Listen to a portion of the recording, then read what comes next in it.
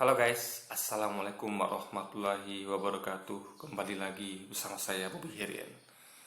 Kali ini saya ingin mengomentari video dari Luis Preseto yang judul Turut berduka cita untuk Ustadz Insan Mogita. Jadi innalillahi wa inna ilaihi raji'un. Jadi Ustadz Insan Mogita telah meninggal kita semua ya. Jadi beliau ini adalah seorang pakar kristologi. Jadi ada beberapa lain ya. Jadi kayak juga Pak Sani Munir di Indonesia ya. Lalu siapa ya? Saya lupa guys. Tapi ada beberapa yang lain. Kalau di luar negeri itu ya contohnya itu seperti apa, Zakir Naik, satu lagi Ahmad Didat gitu kan. Jadi ini yang dari Indonesia gitu. Dan banyak lagi yang lain sebenarnya. Siapa ya, kayak Ustaz Yaya Waloni yang apa, Ustaz Felix Xiao, Ustaz yang memang mengkaji tentang agama Kristen atau memang dari apa, pindah dari agama Kristen gitu. Nah, jadi di sini saya sedikit menonton awalnya. Di sini Luis tengah apa dia kita bagus nih apresiasi ya, turut berduka cita untuk Insan Mogita ini bagus. Berarti dia menunjukkan apa ya, empati kepada Ustadz Insan Mogita sebagai saudara sama siapa anak bangsa gitu. Tapi entah kenapa dia bawa pakai apa, Alkitab gitu. Jadi di sini dia sempat-sempatnya apa namanya, menyampaikan Alkitab dia gitu. Nah, sini saya akan komentari apa yang mau disampaikan dia gitu kan. Kita tonton videonya ya, habis itu akan kita komentari.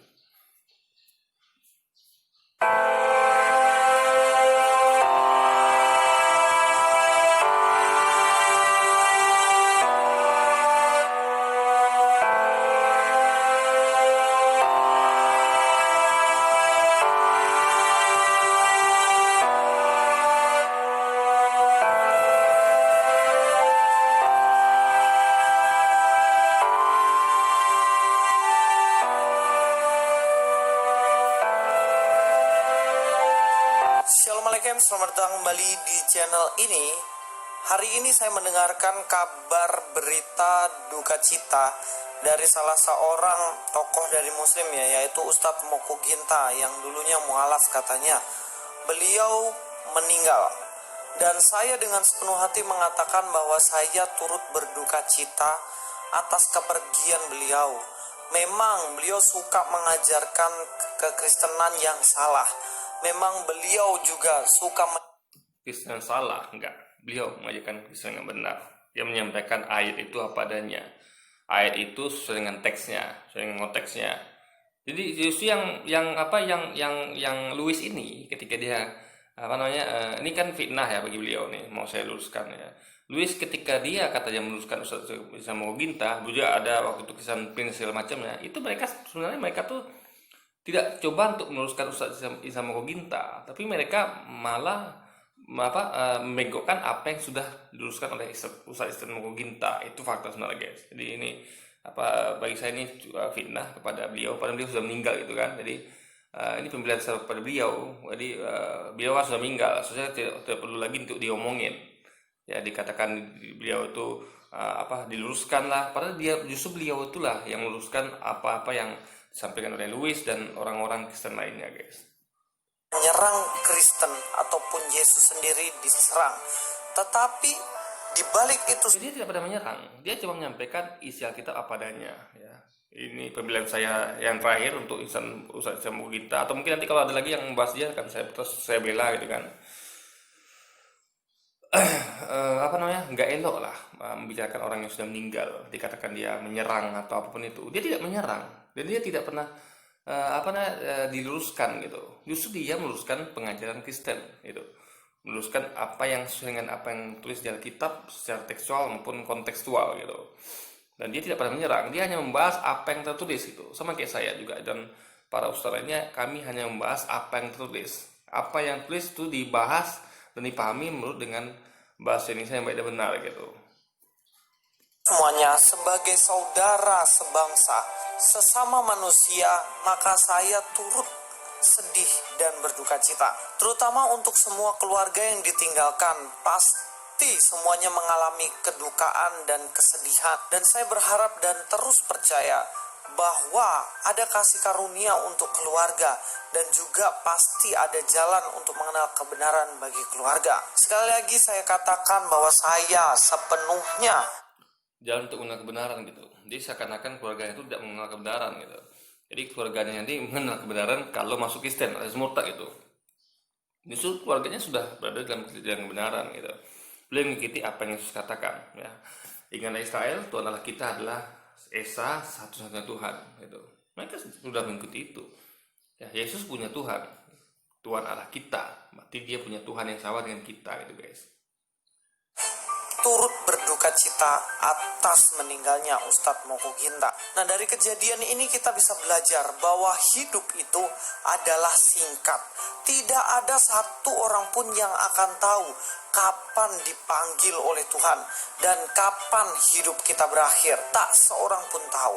Ada mereka yang sakit berpuluh-puluh tahun tetapi tidak meninggal. Tapi ada mereka yang sehat dan bahkan ketika beraktivitas ataupun beribadah meninggal. Dalam Yakobus 4 ayat 14 dikatakan, sedang kamu tidak tahu apa yang akan terjadi besok. Jadi memang hakikatnya manusia itu tidak ada yang tahu apa yang akan terjadi esok hari. Karena kita bukanlah orang yang Maha tahu, bukan seperti Tuhan yang tahu segalanya, tapi kita manusia yang terbatas. Oleh karenanya, nah itu yang sama kayak Yesus juga. Ini lucu lucunya ya. Yesus pernah mengatakan, sesungguhnya tidak ada yang tahu kapan dirinya kiamat. Tidak anak, tidak tidak malaikat, yang tahu hanya Bapa saja. Berarti Yesus sekali lagi mengklaim kalau dia nggak tahu kapan kiamat. Berarti kan sama dengan ini. Ya, kita tidak tahu apa yang terjadi besok, termasuk Yesus gitu. Nah, karena kita cuma manusia biasa. Nah, Yesus juga manusia biasa berarti kan. Kalau melihat statement Louis ini, dia setuju mengakui kalau Yesus cuma manusia biasa yang tidak tahu apa yang terjadi besok, termasuk hari kiamat. Yang tahu hanya Allah saja. Berarti jelas Yesus manusia biasa seperti kita gitu. Tapi Louis tidak mau mengakuinya. Dia tak mengakui Yesus sebagai Tuhan gitu guys. kita tidak tahu apa yang terjadi besok. Apakah arti hidupmu? Hidupmu itu sama seperti uap yang Bahkan di Taman Getsemani, Yesus katakan kan, dia sujud gitu kan, dia mengatakan biarlah cawan ini berlalu daripadaku, sesuai dengan yang engkau kendaki. Berarti bukan dengan sesuai dengan dia kendaki kan? Berarti yang berlaku adalah kehendak dari Bapaknya, dari Allah gitu. Ya, dia mau itu cawan berlalu sesuai dengan kehendak. Jadi dia tuh berharap itu cawan berlalu gitu, tapi sesuai dengan kehendak Allah gitu. Berarti dia punya keinginan gitu, keinginan yang dia tuh nggak tahu apa yang akan terjadi nanti gitu. Maka dia ketakutan, lalu dia menangis seperti yang peluhnya tuh seperti cucuran darah guys. Itu tanda dia nggak tahu apa yang terjadi nanti, makanya ketakutan. Makanya dia menyuruh murid-muridnya untuk membeli pedang. Katanya adakah uang daripadamu, koin daripadamu? Kata muridnya nggak ada. Kalau gitu juallah jubahmu dan belikan pedang. Nah, apakah pedang untuk motong apel? Tidak. Pedang untuk membela diri. Dan karena waktu itu kan dia lagi dikejar-kejar oleh tentara Romawi dan juga Rabi Yahudi. Dia sembunyi di Taman Getsemani di tengah malam buta. Ya, dia masuk makin ke dalam. Ya, makin dalam kan berarti kan makin di hutan Getsemani itu kan hutan kota. Itu kan tentu pohonnya makin lebat dan makin gelap gitu ya, karena dilindungi oleh pohon-pohon. Sementara muridnya disuruh beli pedang dan berjaga di depan gerbang. Karena rupanya setelah kejadian Yesus habis itu menyuruh muridnya untuk menyimpan pedangnya. Ketika muridnya sudah mau menghunus pedang, disuruh Yesus simpan pedang kalian gitu kan, pas sudah ketangkap itu. Nah, berarti kan Yesus nggak tahu kalau ternyata dia bakal ketangkap gitu. Jadi dia tuh salah satu prediksi, disuruhnya muridnya beli pedang, rupanya pedang itu nggak digunakan gitu kan. Ini untuk apa dia muridnya disuruh beli pedang? Itu berarti dia nggak tahu apa yang akan terjadi ketika dia nanti ditangkap gitu guys. Ya, jadi dia nggak tahu, dia tuh jadi berarti ini ya sama kayak kita manusia biasa yang nggak tahu apa yang jadi besok atau nanti gitu guys. Jadi dia bukan Tuhan ya, dia sekali lagi dia adalah manusia biasa yang tidak tahu apa yang akan terjadi besok. sebentar saja kelihatan lalu lenyap. Dikatakan dalam Yakobus ini bagaimana manusia itu sebenarnya seperti uap saja. Kalau teman-teman semuanya, saudara-saudara semuanya, sama Yesus juga seperti uap. Jadi sekali lagi Yesus cuma manusia yang seperti uap tadi, nggak tahu apa yang akan terjadi besok. lihat uap, uap itu kelihatan ya, tetapi hanya ketiup angin sebentar saja uap itu langsung hilang. Dan ini dipakai untuk menganalogikan manusia, yang mana manusia itu yang kuat, yang fisiknya mungkin menawan, yang ganteng, yang hidup dalam ketenaran, yang hidup dalam kemewahan dan lain sebagainya, tetapi bisa hilang hanya dalam sekejap. Dan ini tidak hanya kepada orang tertentu, tetapi semua manusia di dunia ini seperti uap, sebentar ada dan sebentar lenyap. Kita tidak, Termasuk Yesus kan, bahkan menurut Kristiani Yesus tuh mati di kayu salib gitu. Kalau kita tidak meyakini Yesus masih hidup dan dia nanti akan mati, akan meninggal nanti ketika nanti setelah dia memimpin dunia bersama dengan Imam Mahdi. Baru nanti sekitar berapa ya, 40 tahun, 40 hari atau 40 tahun saya lupa, memimpin baru baru jadi cabut nyawanya gitu guys. Jadi dia juga manusia biasa yang juga seperti uap tadi, dia nggak tahu apa jadi besok dan dia akan bisa meninggal juga gitu. tahu kapan kita meninggal. Ada satu kisah menarik di dalam Alkitab yang dipakai oleh Tuhan Yesus untuk menjelaskan hal ini. Dalam Lukas 16 ayat 19 sampai 23, ada seorang kaya, perhatikan ya, ada seorang kaya. Bukan dia bilang Tuhan Yesus kan tadi dia mengakui padahal manusia itu nggak tahu apa diri besok gitu, dan manusia itu seperti uap. Tiba-tiba kita nggak tahu tiba-tiba meninggal gitu. Yesus kan sama seperti itu gitu. Jadi ini dia di sini saya katakan nih ambigu gitu. Kalau untuk Yesus juga manusia juga yang seperti itu, yang nggak tahu apa yang jadi besok, dan dia juga meninggal sewaktu-waktu guys, bisa meninggal sewaktu-waktu. Yang selalu berpakaian jubah ungu dan kain halus, dan setiap hari ia bersukaria dalam kemewahannya. Orang ini begitu kaya, orang ini hidup di dalam kemewahannya. Dan juga di ayat 20 dikontraskan bagaimana ada seorang pengemis bernama Lazarus. Jadi ada orang kaya dan ada pengemis nama Lazarus. Badannya penuh dengan borok, berbaring dekat pintu rumah orang kaya itu. Jadi rumah itu ada orang miskin dan juga ada orang yang kaya. Dan ingin menghilangkan laparnya dengan apa yang jatuh dari meja orang kaya itu, malahan anjing-anjing datang menjilat boroknya. Kemudian kejadian terjadi tiba-tiba, tidak ada yang tahu, tidak ada yang menyangka, ternyata keduanya mati. Kemudian matilah orang yang miskin itu, lalu dibawa oleh malaikat-malaikat ke pangkuan Abraham. Jadi yang miskin tadi, dia mati dan di pangkuan Abraham, yang artinya dalam kehidupan kekal atau kita sering kenal sebagai surga. Ayat 23, orang kaya itu juga mati. Jadi yang kaya, Jangan lupa neraka juga kekal loh. Karena gini logikanya, kalau cuma surga yang hidup kekal, neraka nggak kekal, berarti untuk apa tidak masuk neraka? Coba namanya kan kita kan di neraka itu kan merasakan siksaan. Bagaimana bisa orang mati merasakan siksaan gitu, ya kan? Tentu Anda harus dalam keadaan hidup gitu. Kalau coba Anda bayangkan, coba deh ada siksa orang mati, ada mayat, ada siksa, dia merasakan apa-apa? Tidak, dia tidak merasakan apa-apa. Yang merasakan siksa itu hanya orang hidup gitu. Ini sekali lagi di neraka itu kita juga hidup kekal. Kita hidup kekal di surga maupun neraka. Bedanya di surga kita hidup kekal dengan penuh kenikmatan, tidak merasakan sakit, tidak merasakan sedih segala macamnya. Di neraka kita hidup kekal ya. Kita hidup kekal dalam artian kita hidup kekal tuh setelah kita disiksa sampai mati, kita dihidupkan lagi, disiksa lagi sampai mati, dihidupkan lagi, begitu guys. Jadi hidup kekal juga, cuman hidup kekal yang apa namanya ya, ada matinya gitu. Meskipun nggak bisa dikatakan murni hidup kekal, tapi hidup kita kan hidup terus gitu, ya kan? Karena untuk merasakan siksa neraka, orang harus dalam keadaan hidup. Kalau dia berupa mayat, nggak akan ada rasanya guys, siksa neraka itu kan. Jadi apa gunanya ada siksa neraka kalau toh dia tidak merasakan sakit gitu kan. dia juga mati lalu dikubur, dan sementara ia menderita sengsara di alam maut. Ia memandang ke atas dan dari jauh dilihatnya Abraham dan Lazarus duduk di pangkuannya. Nah, di teks ini sebenarnya tidak berbicara mengenai orang yang miskin ke surga, orang yang kaya ke neraka. Tidak ada hubungannya sama sekali.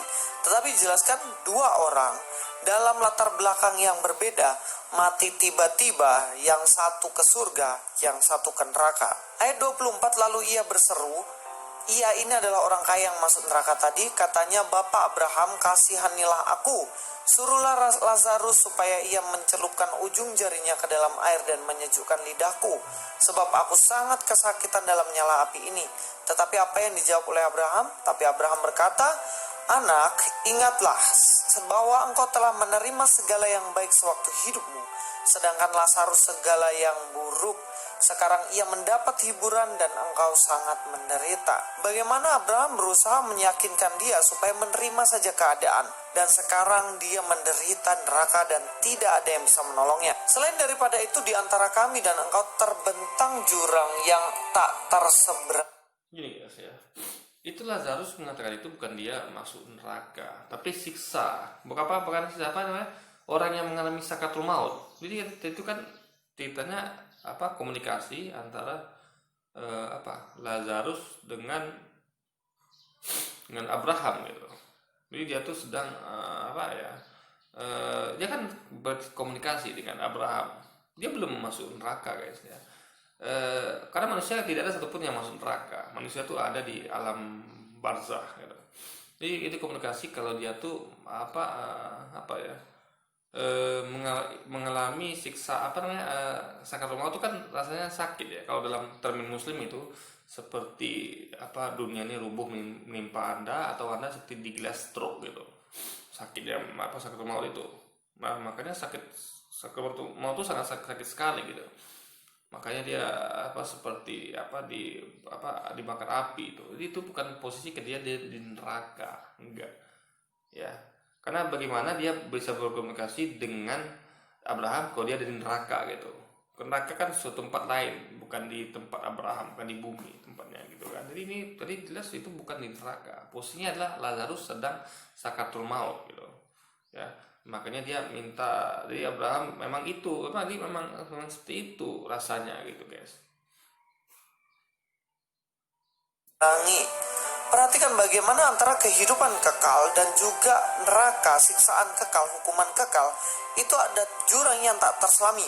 Jadi orang yang masuk ke neraka pasti surga kehidupan kekal, neraka siksaan kekal. Sama-sama kehidupan kekal. Karena kalau orang disiksa, kalau dalam keadaan mati, dalam keadaan mayit, itu bagaimana dia merasakan siksaan coba? Ya kan? Makanya kehidupannya sama-sama kekal. Di surga hidup kekal, neraka juga. Cuman neraka tuh hidup kekal dalam artian yang saya katakan tadi, pokoknya ada matinya hidup lagi, mati hidup lagi. Setelah sampai mati hidup lagi.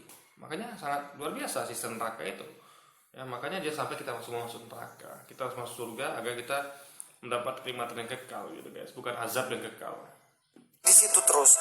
Dan orang yang masuk ke surga pasti di situ terus. Tidak ada jembatan yang bisa membuat mereka bisa keluyuran ke situ, yang dari surga keluyuran ke neraka, yang neraka keluyuran ke surga, nggak bisa.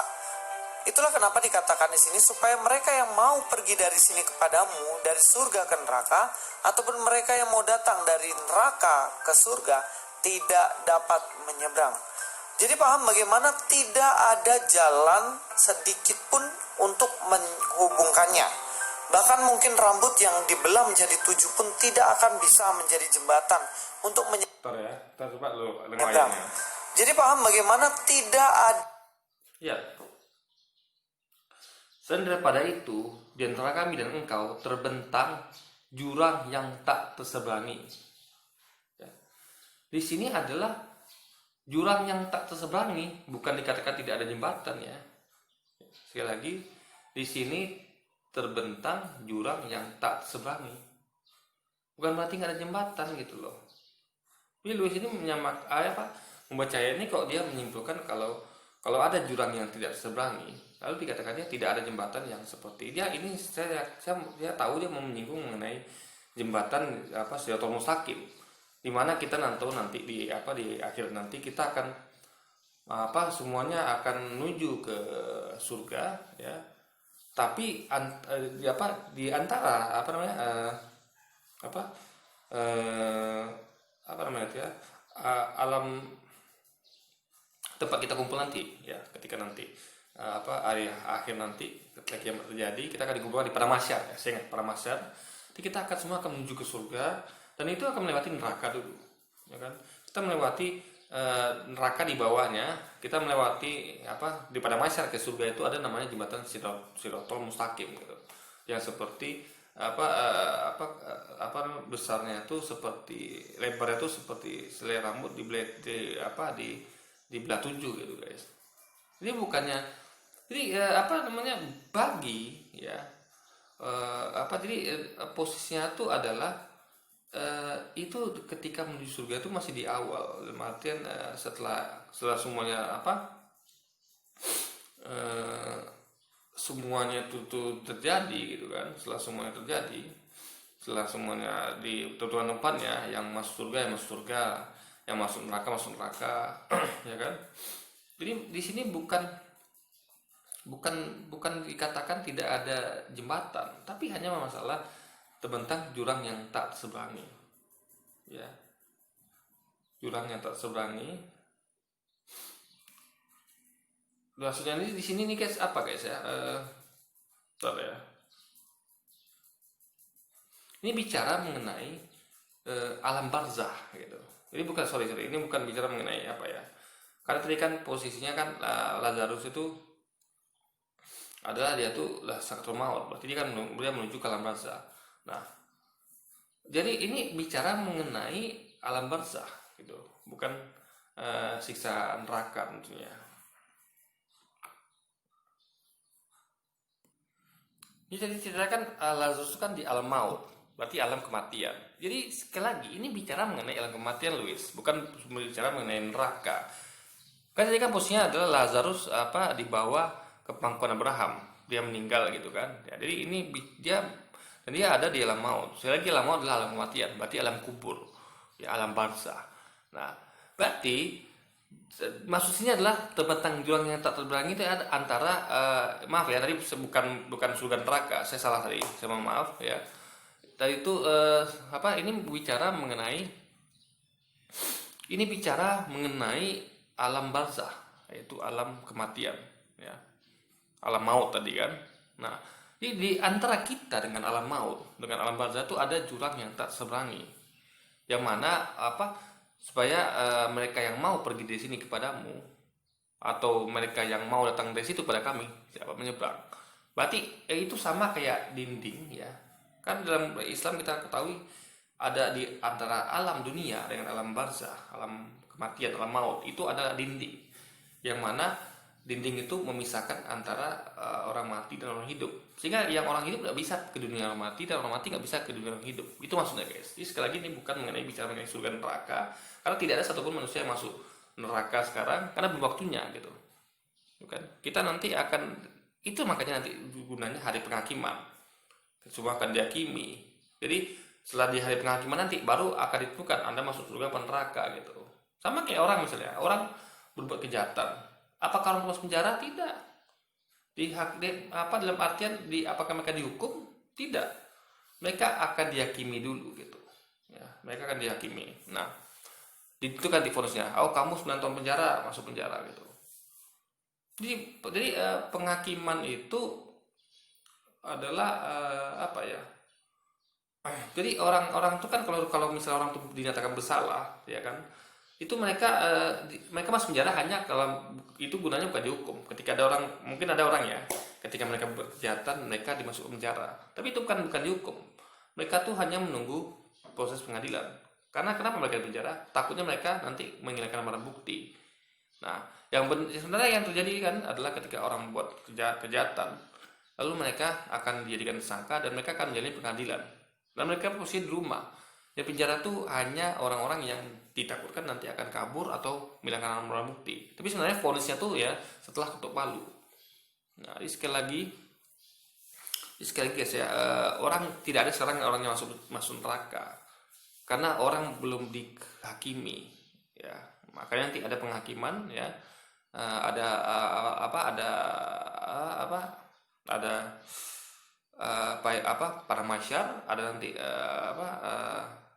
timbangan ya, timbangan pahala dosa, itu penghakiman terjadi, baru kita ditentukan nanti akan masuk neraka atau surga. Sekarang tidak ada orang masuk neraka. Sekarang semua orang ada di yang meninggal itu ada di alam barzah atau alam maut atau alam kematian yang disebutkan di Lukas tadi, guys. Itulah kenapa dikatakan di sini supaya mereka yang mau pergi dari sini kepadamu, dari surga ke neraka, ataupun mereka yang mau datang dari neraka ke surga tidak dapat menyeberang. Jadi paham bagaimana tidak ada jalan sedikit pun untuk menghubungkannya. Bahkan mungkin rambut yang dibelah menjadi 7 pun tidak akan. Dia lagi nyindir nih, nyindir selai rambut belah 7. Ya kan, kita tahu nanti dalam Islam itu ya, seperti saya sampaikan tadi, kita nanti ketika kita itu di padang mahsyar, kita akan ditimbang antara pahala dan dosa gitu kan. Kalau tiap muslim ya yang beriman itu pasti masuk surga, cuman nanti ditimbang lagi. Jadi khusus yang ditimbang ini adalah khusus yang muslim saja ditimbang. Kalau yang non muslim atau kafir jelas langsung masuk neraka gitu, kekal di dalamnya. Tapi bagi yang muslim ditimbang nanti pahala dosanya. Bagi yang dia berdosa dan dosanya lebih berat daripada pahalanya, dia akan dimasukkan neraka dahulu ya. Dia akan menyeberang, mereka ini, kita semua akan menyeberang jembatan namanya Shiratal Mustaqim untuk menuju ke surga. Nah, orang yang kafir itu akan langsung masuk ke dalam neraka dan kekal di dalamnya selamanya. Orang yang muslim yang pahalanya lebih sedikit pada dosanya, mereka akan masuk neraka dulu, dicuci bersih dosanya, baru nanti dia akan masuk ke surga, kekal di dalamnya gitu. Nah, bagi orang yang kafir jelas langsung masuk neraka kekal gitu, guys. Nah, kalau yang pahala lebih banyak pada dosanya, dia akan langsung masuk neraka, masuk surganya Allah, guys. Itu. Jadi ini ayat jelas bukan bicara mengenai surga neraka, nggak ada situ tulis teks mengenai surga neraka. Yang ada adalah alam maut, alias alam kematian, alias alam barzah gitu, guys. Di Luis sekali lagi dia nggak ngerti dengan konteks ya. Teksnya tulis apa, dia ngomongnya lain, guys. Dia harus belajar lagi mengenai bahasa Indonesia yang baik dan benar Luis ini. Bisa menjadi jembatan untuk menyeberangkan orang yang dari neraka ke surga.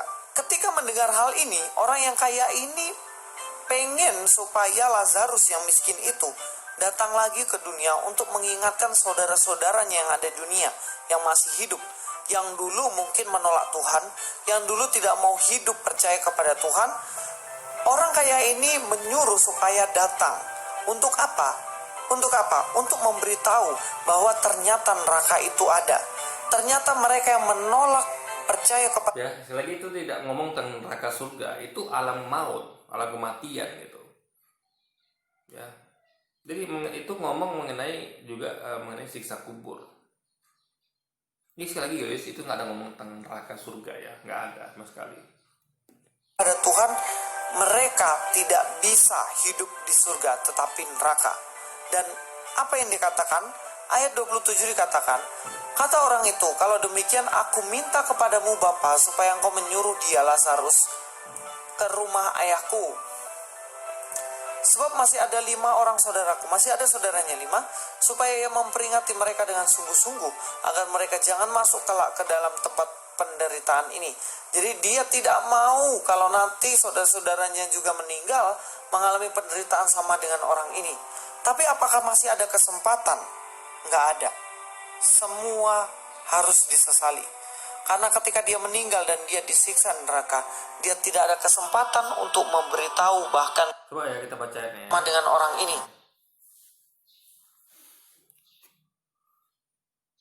Tetapi kata Abraham, ada pada mereka kesaksian Musa dan para nabi.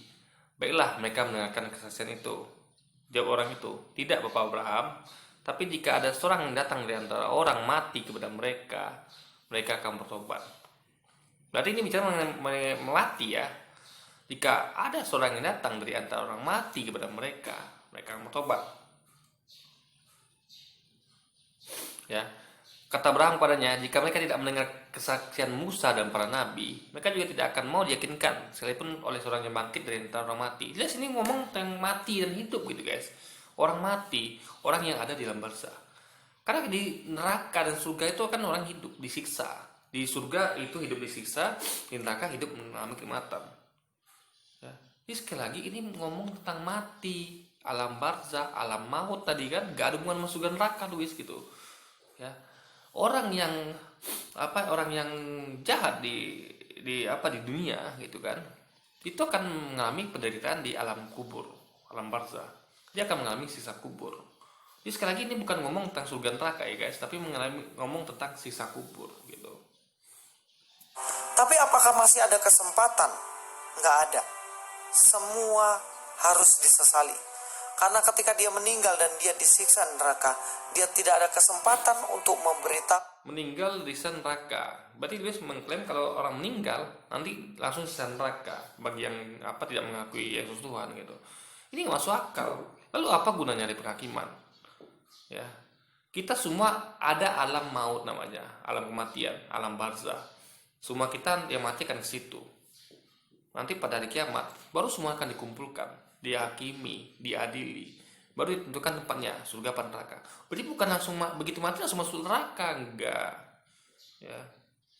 Karena untuk apa nanti? Logikanya untuk apa nanti adanya hari penghakiman? Toh orang masuk neraka duluan. Berarti hari penghakiman itu terjadi ketika kita langsung masuk meninggal tuh langsung jadi hari penghakiman gitu guys. Padahal tidak, hari penghakiman itu adalah nanti ketika hari kiamat itu baru hari penghakiman. tahu bahkan kepada keluarganya tentang kebenaran itu. Dulu Tuhan ditolak, tetapi di sini ceritakan bagaimana dia ternyata tahu bahwa dia membutuhkan Tuhan. Mari kita lihat ayat 29. Tetapi kata Abraham, ada pada mereka kesaksian Musa dan para nabi, baiklah mereka mendengarkan kesaksian itu. Jalan satu-satunya. Musa mengatakan ya, kesaksian Musa, ingatlah Israel, Tuhan Allah kita adalah satu-satunya Tuhan, ada Tuhan yang Esa. Kalau dan ini bilangnya oleh Yesus lagi, Tuhan Allah kita. Jadi kalau Musa bilang Tuhan Allah kita, Yesus bilang Tuhan Allah kita, berarti Tuhan Allah kita adalah Allah gitu, bukan Yesus gitu. Jadi kesaksian itu adalah yang benar adalah Tuhan Allah kita ya, bukan Tuhan Yesus kita.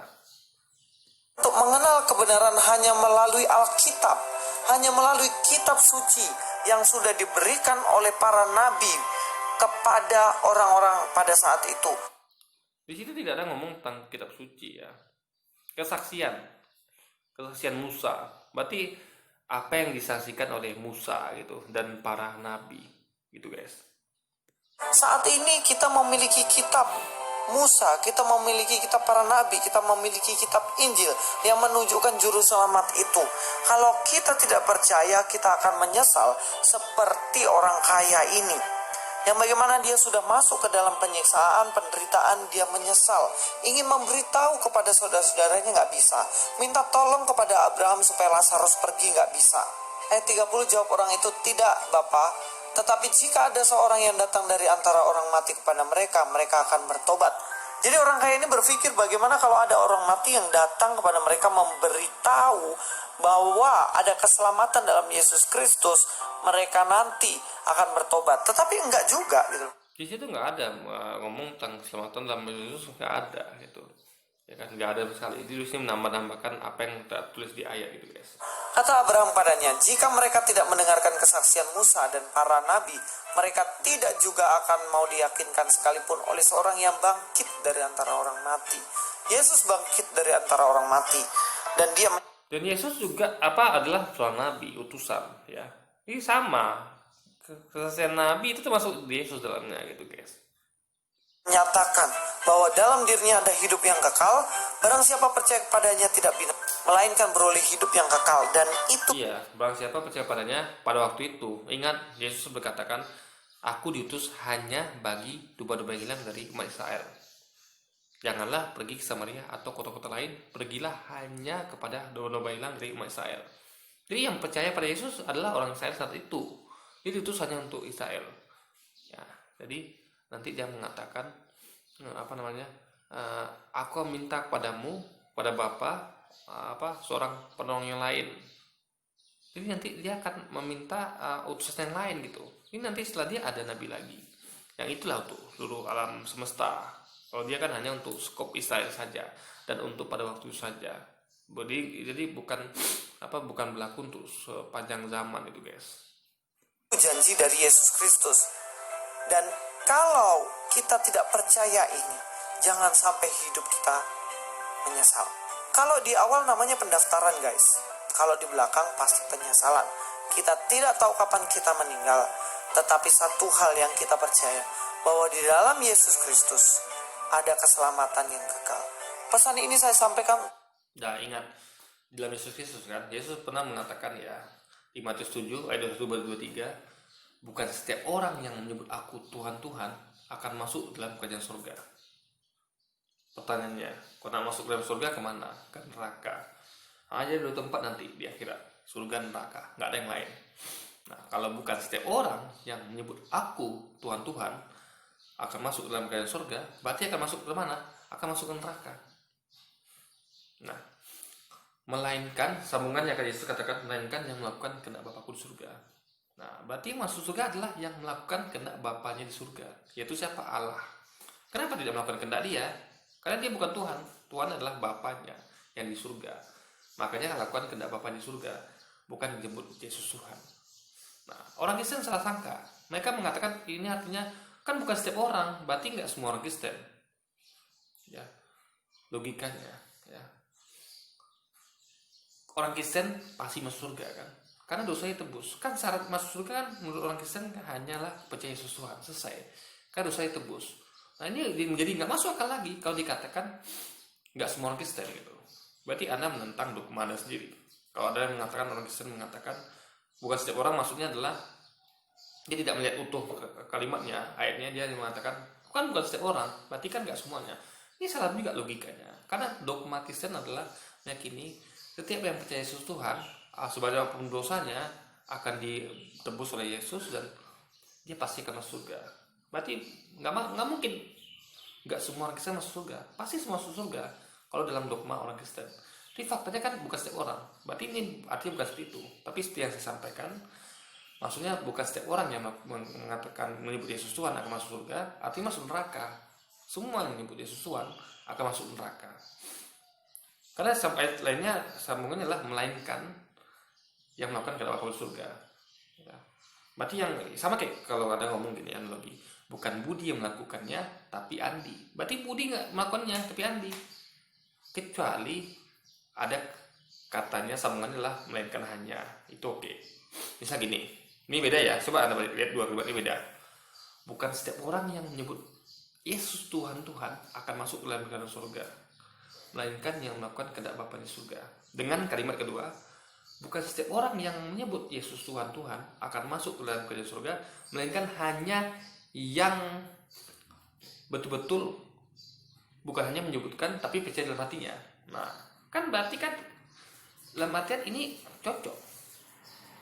Tapi kalau melainkan nggak pakai hanya, itu jelas yang menyebut Yesus Tuhan jelas masuk neraka. Ya, karena yang melainkan ini masuk surga, melakukan kehendak Bapaknya di surga. Lalu sambung lagi ya, pada hari akhir banyak orang akan berseru padaku, Tuhan Tuhan, bukankah kami telah berbuat dengan namamu, mengusir setan dengan namamu, dan melakukan banyak kebaikan dengan namamu? Siapa mereka ini semua? Sekali lagi orang-orang Kristen yang menyebut Yesus Tuhan dan melakukan banyak kebaikan dan mukjizat dengan namanya gitu, memakai nama Yesus. Apa yang dikatakan Yesus? Enyalah kalian dari hadapanku semuanya, aku tidak mengenal kalian. Kenapa Yesus katakan itu? Karena Yesus tidak pernah mengajarkan dia Tuhan. Dia ajarkan adalah, ingat Israel, Tuhan Allah kita adalah satu-satu Tuhan. Demikianlah mereka mengenal engkau sesungguhnya Allah yang benar, dan mengenal Yesus Kristus yang engkau utus. Jadi Yesus cuma utusan. Allah yang benar itu adalah engkau, bukan aku gitu. Dia katakan juga Tuhan Allah kita. Berarti dia juga punya Tuhan yang sama dengan kita gitu guys. Jadi Yesus tidak pernah mengajarkan dia Tuhan, tidak pernah. Nah, makanya dia katakan, enyalah kalian semua di hadapanku, aku tidak pernah mengenal kalian. Nah, sama kalau dalam hadis Nabi ya, dalam Islam itu dikatakan Yesus nanti akan datang kedua kalinya dan dia akan mematikan salib dan bunuh babi. Sebagai bukan semua babi dibunuh atau semua salib dipatahkan, hanya sebagai simbol. Ini kalian lakukan ini salah ini. Kenapa kalian aku tidak disalib. Aku tinggal di dalam perut bumi 3 hari 3 malam. Dia pernah mengatakan kan, agar yang jahat ini minta satu tanda dariku, aku tidak akan memberikan tanda apa-apa kepada mereka selain tanda Yunus. Seperti Yunus tinggal 3 hari 3 malam dalam perut ikan, ya, berarti hidup kan? Karena itu mukjizat Yunus, tinggal dalam perut ikan 3 malam itu dalam keadaan hidup. Kalau mati berarti bukan mukjizat. Seperti juga anak manusia akan tinggal 3 malam dalam perut bumi. Jadi dalam posisi ketika kejadian penyaliban, Yesus tuh ada di dalam perut bumi, tinggal di dalam perut bumi 3 malam. Dan posisinya lagi hidup, sama kayak Yunus. Karena periode penyaliban itu kan nggak sampai 3 hari, 3 malam. Dan Yesus ada waktu itu ada di dalam perut bumi, jadi dia tidak mengalami proses penyaliban. Jadi Yesus akan mengusir orang-orang yang menyebut dia Tuhan dan melakukan banyak apa dengan namanya. Mereka akan menagih nanti dari akhir nanti kan. Itu yang Yesus katakan, menyalahkan harapanku, aku tidak pernah mengenal kalian. Jadi sama lagi dengan katakan dia adalah wahai pembuat kejahatan. Nah itu yang tadi, pembuat kejahatan. Kenapa? Karena berlaku syirik, ya, menuhankan yang tidak ikutan Yesus suruh tuhankan gitu. Itu syirik namanya. Itulah kejahatan yang luar biasa. Kalau mencuri, merampok tuh Anda tidak akan kekal masuk neraka. Tapi kalau Anda syirik, Anda akan kekal di neraka, guys. Itulah kejahatan yang tidak ada ampunnya gitu. Untuk kita semuanya yang masih hidup, pesan ini saya sampaikan untuk semua orang Kristen, orang yang percaya. Mari kita renungkan, hidup kita hanya sementara. Lalu, untuk apakah hidup kita? Apakah kita sudah yakin ketika kita meninggal, kita boleh bersama-sama dengan Yesus? Ataukah justru kita sebenarnya belum siap? Yang pasti kita akan menyesal ketika kita tidak mau percaya kepada Yesus. Louis Prasetyo sini. God be with Yesus you all. sebagai apa? Sebagai utusan. Demikianlah mereka mengenal engkau satu hal yang benar dan mengenal Yesus sebagai apa yang telah engkau utus. Jadi mengenal Yesus sebagai utusan, sebagai nabi, bukan sebagai Tuhan, ya. Oke guys, jadi mungkin sekian dulu video kita kali ini. Sampai jumpa lagi di video-video selanjutnya. Wassalamualaikum warahmatullahi wabarakatuh.